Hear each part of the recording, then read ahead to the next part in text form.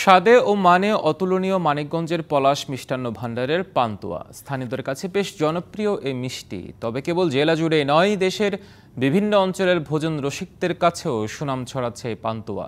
দেশের গণ্ডি পেরিয়ে এই মিষ্টি যাচ্ছে বিদেশেও।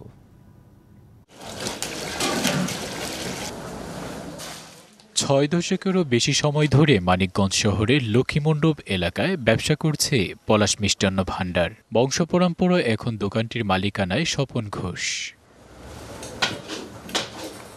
১৯৮৯ সালে কলকাতায় বেড়াতে গিয়ে বিশেষ ধরনের মিষ্টি দেখে লোভ সামলাতে পারেননি স্বপন। ওই দোকানে সেই মিষ্টির স্বাদ নেয়ার পর দেশে ফিরে শুরু করেন পান্তুয়া বানানো। স্বাদ ও ঘ্রাণের কারণে অল্প সময়েই জনপ্রিয় হয়ে ওঠে পলাশ মিষ্টান্ন ভাণ্ডারের পান্তুয়া। বাজারে চাহিদা থাকায় প্রতিদিন ২ থেকে ৩ মণ পান্তুয়া বানানো হয় এই দোকানে। এটা আমাদের পৈতৃক ব্যবসা।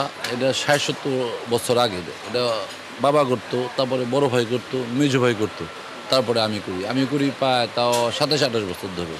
এরা বাংলাদেশের আমার সব শ্রেণীর লোক খেয়েছে, যে কোনো আপনার অফিস আদালত। আস্তে আস্তে এটা প্রসারটা ঘটে, বুঝছেন। প্রথমে দুধ থেকে তৈরি করা হয় ছানা। সেই ছানার সাথে ঘি সহ আরও কিছু উপকরণ দিয়ে বানানো হয় কাঁচা মিষ্টি। পরে তেলে ভেজে ছাড়া হয় চিনির শিরায়। এভাবেই তৈরি হয় সুস্বাদু ও নরম পান্তুয়া। এই দোকানে আমি ৩০ বছরের উপর হয় কাজ করতেছি। এটা সকালেও বানাই, একদিন মাল ফুরিয়ে গেলে হিসাবে মনে করেন এখন বানাইলাম, যদি ফুরিয়ে যায় আবার সন্ধ্যার পরে বানাবো। স্বাদ ও মানে অতুলনীয় হওয়ায় দেশ ছাড়িয়ে বিদেশেও ছড়িয়েছে পলাশের পান্তুয়ার সুনাম। রসগোল্লা বা চমচম, তার থেকে এই পান্তুয়াটা অন্যরকম একটা সফট, সেটা মানে মুখে দিলেই বোঝা যায়। মানে এটা স্বাদ অনুভূতি মানে ব্যাখ্যায় বলা যাবে না।